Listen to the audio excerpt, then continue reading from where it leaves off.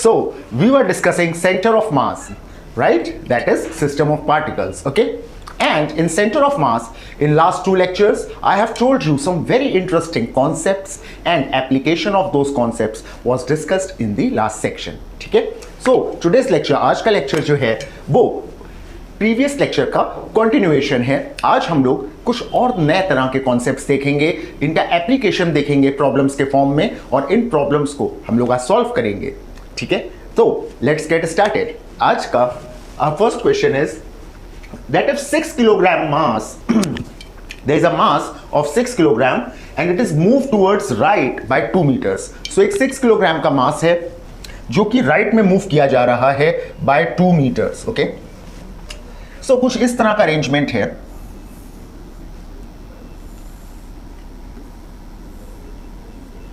This is your 6 kilogram mass, okay? This is your 2 kilogram mass, और अब हम क्या कर रहे हैं? We are moving this 6 kilogram mass towards right like this, okay? कितने डिस्टेंस से मूव कर रहे हैं? 2 मीटर से मूव कर रहे हैं, ठीक है?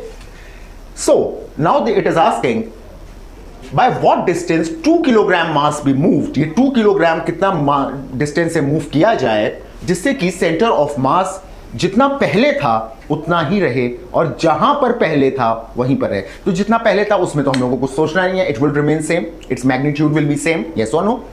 We have to only think about position of centre of mass, right? That's what we do, we determine the position of centre of mass. तो क्वेश्चन आप फिर से सुन लीजिए। क्वेश्चन कह रहा है कि इस तरह का हमें सिस्टम दिया हुआ है, 2 किलोग्राम और 6 किलोग्राम मास है, इनके बीच में कुछ डिस्टेंस है। अब हमने 6 किलोग्राम मास को मूव किया राइट की तरफ बाय 2 मीटर्स, ठीक है? ऑब्वियसली जब 6 किलोग्राम मास राइट की तरफ मूव होगा तो सेंटर ऑफ मास भी चेंज हो जाएगा, सेंटर ऑफ मास की पोजीशन चेंज हो जाएगी, टू बी एग्जैक्ट। क्या मतलब? अगर मैं इनिशियल कंडीशन की बात करूं, इनिशियल केस, तो मेरा सेंटर ऑफ मास कुछ यहां पर होगा, लेट से यहां पर है, closer to 6 kilogram mass. Why? Because 6 kilogram mass is heavier, so centre of mass is lying towards 6 kilogram mass, okay?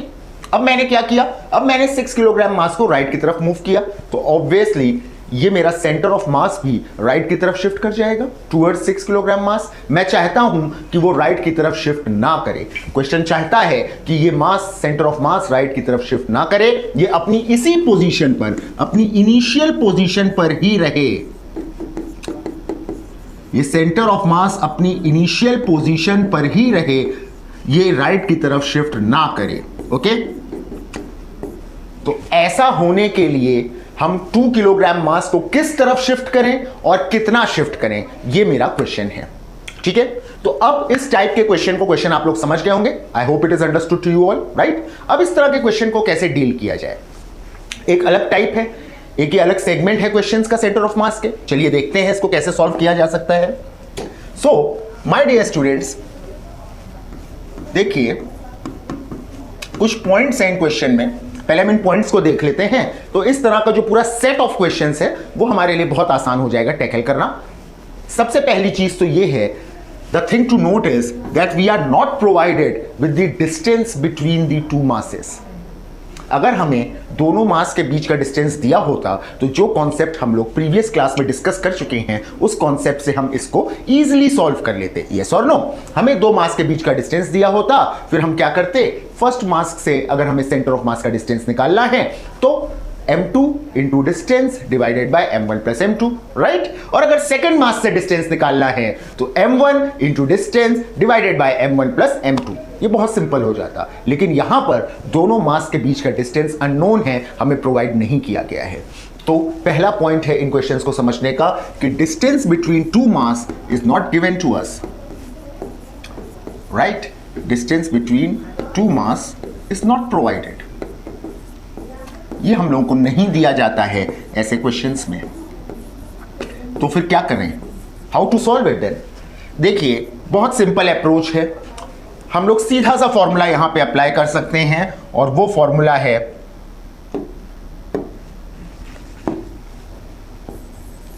m1r1 is equal to m2r2, ठीक है? इस फॉर्मूले का यूज करके we can solve such questions, और set of such questions can be dealt with this formula.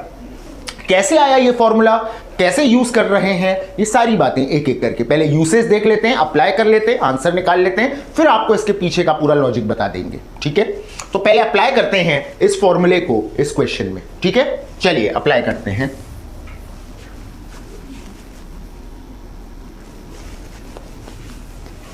Okay, so now let's solve it. What was our formula? M1 R1 is equal to M2 R2। यहां पे मैं M1 2 kilogram को मान लेता हूं। सो 2 kilogram R1 कितना distance इसे move करें ये हम लोग को फाइंड करना है।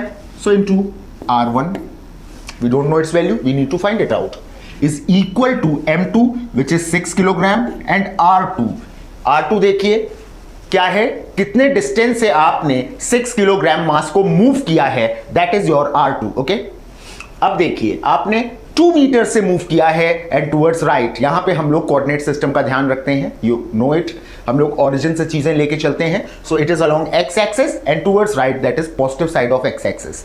सो we will keep it with positive sign. So 6 into 2, right. अब बहुत सिंपल हो गया, 2 कैंसिल हो गया, R1 की वैल्यू आ गई 6।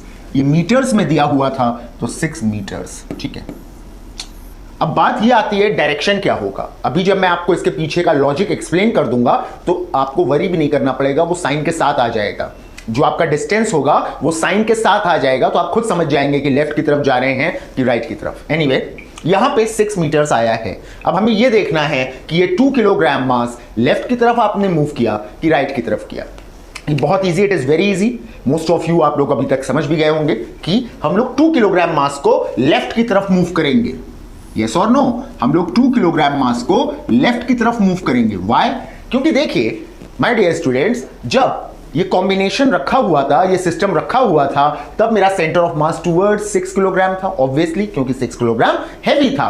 आप 6 किलोग्राम को जितना राइट की तरफ लेते जाएंगे, सेंटर ऑफ मास सिस्टम का उतना ही राइट की तरफ भागता जाएगा। ठीक है, वो 6 किलोग्राम मास की तरफ शिफ्ट होता चला जाएगा। अगर आप 6 किलोग्राम मास को शिफ्ट कर रहे हैं तो उसको वापस लाने के लिए, वो राइट की तरफ भाग रहा है सेंटर ऑफ मास, उसे वापस लाने के लिए अपनी इनिशियल पोजीशन में हमें क्या करना पड़ेगा, हमें 2 किलोग्राम मास को लेफ्ट की तरफ शिफ्ट करना पड़ेगा। हमें 2 किलोग्राम मास को लेफ्ट की तरफ शिफ्ट करना पड़ेगा। यस और नो?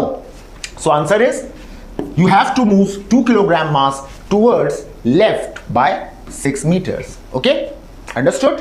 ठीक है, चलिए अब पहले जरा एक काम करते हैं, इसका कॉन्सेप्ट समझ लेते हैं, ऐसा क्यों हुआ, फिर हम लोग एक अगला क्वेश्चन उठाएंगे इसी कॉन्सेप्ट पे और उसको सॉल्व करते हैं, जिससे कि ये वाले सेट ऑफ प्रॉब्लम्स आपको पूरी तरह से क्लियर हो जाएं। राइट, तो चलिए कॉन्सेप्ट देखते हैं कि ये क्यों आया, इसके पीछे क्या लॉजिक है। फर्स्ट ऑफ ऑल, ये चीजें हॉरिजॉन्टल एक्सिस के अराउंड रखी हुई हैं, वर्टिकल बोला नहीं है, मैं हॉरिजॉन्टल लूंगा, अलोंग एक्स एक्सिस लेके चलूंगा। ठीक है, तो मैं अगर coordinates of centre of mass निकालूं along x axis, so X COM centre of mass coordinates along x axis क्या होते हैं, 2 मास हैं, तो M1 x1 plus M2 x2 divided by M1 plus M2 divided by M1 plus M2। यही formula है, इससे आप एक्स एक्सिस के अराउंड किसी भी सिस्टम के 2 मास सिस्टम के सेंटर ऑफ मास के कोऑर्डिनेट्स डिटरमाइन कर लेते हैं। राइट, ठीक है। अब देखिए यहां पर एक चेंज हो रहा है, आप मासेस को मूव कर रहे हैं, यानी ये जो x1 x2 है इनकी वैल्यूज चेंज हो रही हैं। ठीक है, और जाहिर सी बात है अगर x1 एंड x2 चेंज होंगे, ऑल्टर होंगे, सो रिजल्टेंट आपका XCOM coordinates of centre of मास भी चेंज होंगे। यस और नो? ये भी शिफ्ट करेगा, जैसा कि आपने अभी देखा क्वेश्चन में।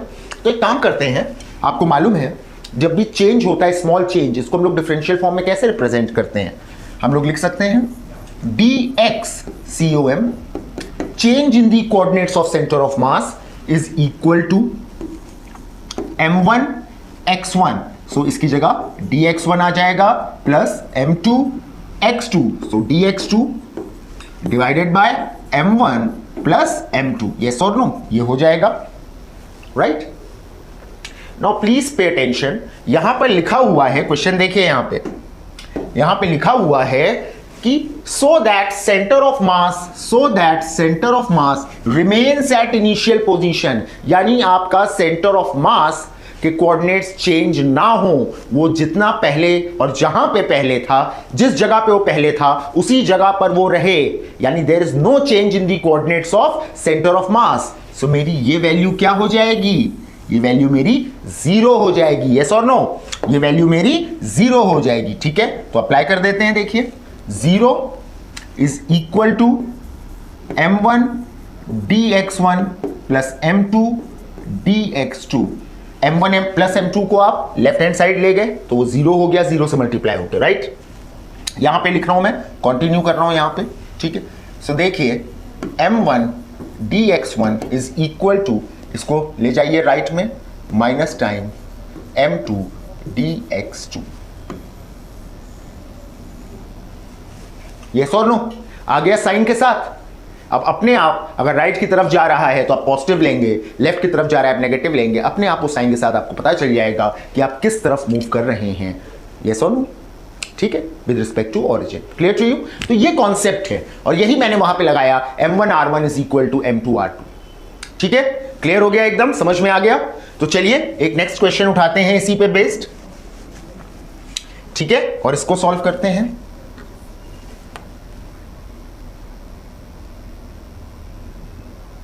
या अब देखिए क्वेश्चन क्या कह रहा है।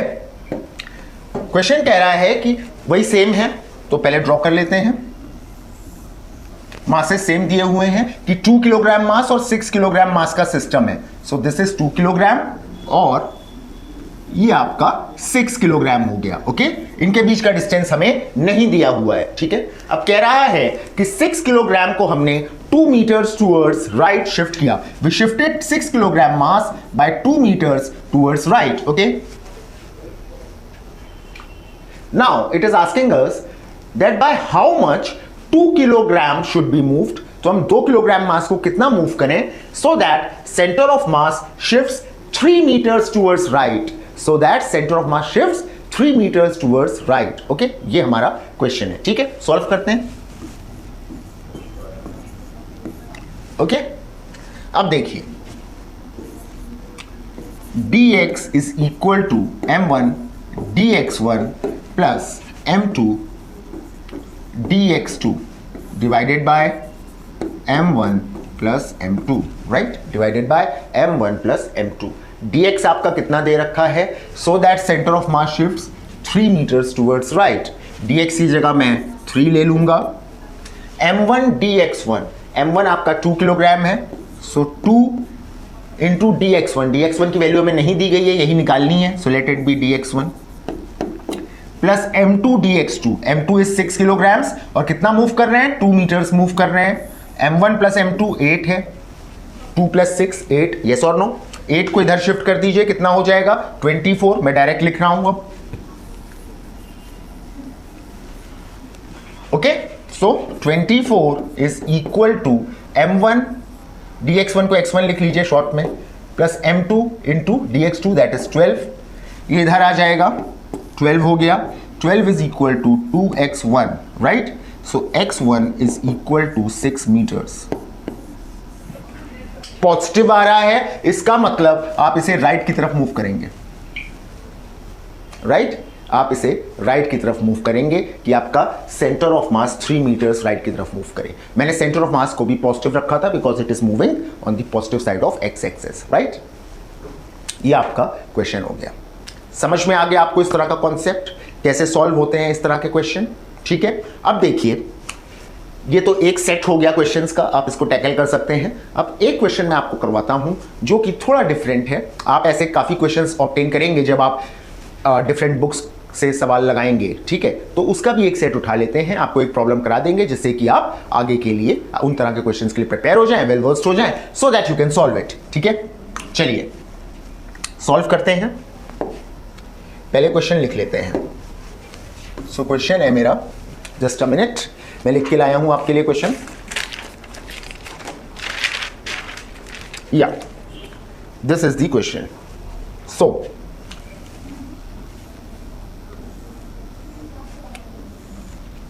कुछ ऐसा अरेंजमेंट है, ठीक।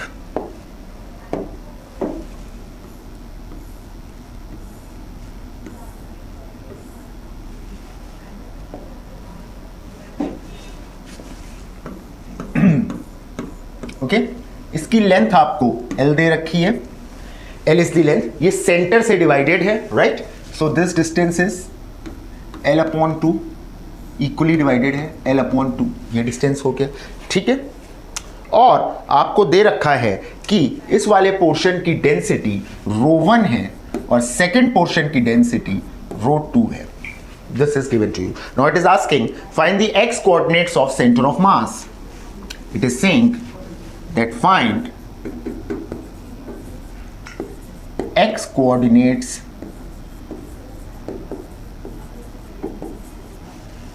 of center of mass, ठीक है। x कोऑर्डिनेट्स निकालने हैं हमें सेंटर ऑफ मास के, तो कैसे किया जाए इसको, सोचिए। हाउ टू सॉल्व इट, या करूं सॉल्व मैं? ओके, देखो सी स्टूडेंट्स, अब यहां पर एक चीज ये है कि हमें यहां पर मास ना दे करके डेंसिटी दे दी गई है, मास ना दे करके डेंसिटी दे दी गई है, ठीक है। तो अब इसको देखिए, मैं डेंसिटी और मास के बीच में रिलेशन होता है, we all know it, right, that density is equal to mass upon volume. बहुत इजी है, ये हम सबको मालूम है। हमें मास फाइंड आउट करना है तो हम वॉल्यूम को लेफ्ट में भेज दें। सो डेंसिटी इंटू वॉल्यूम, ये आपको मास दे देगा, this will provide you with mass, yes और नो, राइट, हमें मास मिल जाएगा। ओके, सो बात आती है कि इसकी वॉल्यूम कैसे निकालें, इसकी वॉल्यूम कैसे निकालें, ठीक है।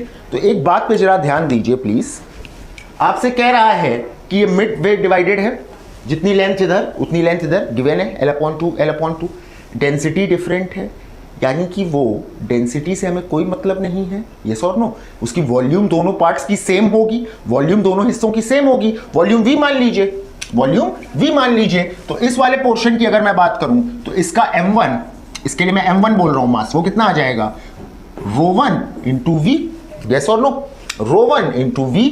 m2 कितना आ जाएगा, m2 आ जाएगा ρ2 इंटू V, m2 आ जाएगा ρ2 इंटू V, ठीक। अब प्लीज आप कॉन्सेंट्रेट करिए, ये मेरे, मैं इसको फर्स्ट सेगमेंट बोल देता हूं, ओके, फर्स्ट सेक्शन बोल लीजिए, इसको सेकंड बोल लीजिए, ठीक है।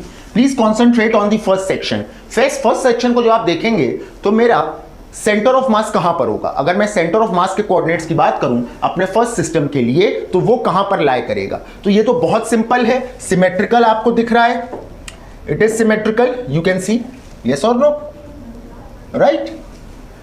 ये लेंथ इसकी L/2 है, तो इसके ज्योमेट्रिकल सेंटर पे लाई करेगा, दैट इज L/4 पे, L/4 पे लाई करेगा। पहले वाले सेक्शन का सेंटर ऑफ मास, दूसरे वाले सेक्शन का सेंटर ऑफ मास कहां लाई करेगा, उसके ज्योमेट्रिकल सेंटर पे, उसकी लेंथ L/2 है, तो इसका भी L/4 पे लाई करेगा, यस और नो। भाई टोटल लेंथ मुझे L दे रखी है, मिड से डिवाइड किया है, तो दोनों सेक्शंस की लेंथ L/2 और L/2 है। अब मैं किसी भी एक सेक्शन को उठा लेता हूं, L/2 लेंथ के पहले सेक्शन को उठाया, ठीक है, आप शेप देख सकते हैं, सिमेट्रिकल है, तो उसका सेंटर ऑफ मास कहां लाई करेगा, सिमेट्रिकल फिगर्स का, ऑब्जेक्ट्स का सेंटर ऑफ मास उनके ज्योमेट्रिकल सेंटर पे लाई करता है, it lies on their geometrical centre, तो इसका सेंटर ऑफ मास L/4 पे लाई करेगा। सेकंड सेगमेंट का भी सेंटर ऑफ मास इसके ज्योमेट्रिकल सेंटर यानी कि L/4 पे लाई करेगा। कैसे, L/2 था, L/2 divided by 2, L/4, okay, understood, ठीक है। चलिए, ये बात हमें समझ में आ गई। अब इन दोनों मासेस के बीच में डिस्टेंस कितना है, सिंपल मैथ्स है, ये पूरा L, हेलो, ये पूरा L, इतना हो गया L/4, ठीक है, इतना हो गया L/4, तो ये डिस्टेंस कितना हो जाएगा, this will be L/2, this will be L/2, तो दो मासेस सेपरेटेड हैं L/2 डिस्टेंस से, यानी अब मेरी प्रॉब्लम बहुत इजी हो गई, कुछ इस तरह का हो गया, m1 and m2 separated by the distance of L/2, separated by the distance of L/2। अब ऐसी प्रॉब्लम्स तो आप बहुत इजीली सॉल्व कर लेते हैं, इसके लिए आप सेंटर ऑफ मास कैलकुलेट कर लेते हैं। अगर m1 के रिस्पेक्ट में कर रहे हैं तो क्या करेंगे, लुक, m1 के रिस्पेक्ट में कर रहे हैं तो क्या होगा, सेंटर ऑफ मास का coordinate m2 into L upon two divided by m1 plus m2, yes और नो। और अगर m2 के रिस्पेक्ट में करेंगे तो m1 into L upon two divided by m1 plus m2। सो ये एक तरह की प्रॉब्लम्स है, एक पूरा सेट है, डेंसिटी वगैरह दी होगी, इसको भी आप टैकल कर लोगे, बहुत इजीली सॉल्व कर लोगे। अब ये क्वेश्चंस आपके लिए कठिन नहीं है, ठीक है। ओके स्टूडेंट्स, तो ठीक है, that's all in today's video. आज का वीडियो थोड़ा शॉर्ट था। अब हम लोग नए वीडियो में मिलेंगे, राइट। We will meet in a new video and then we will talk about some more concepts and some very interesting questions that we are going to deal with. Okay, so bye bye, take care of yourself, I will see you in the next video. Thank you.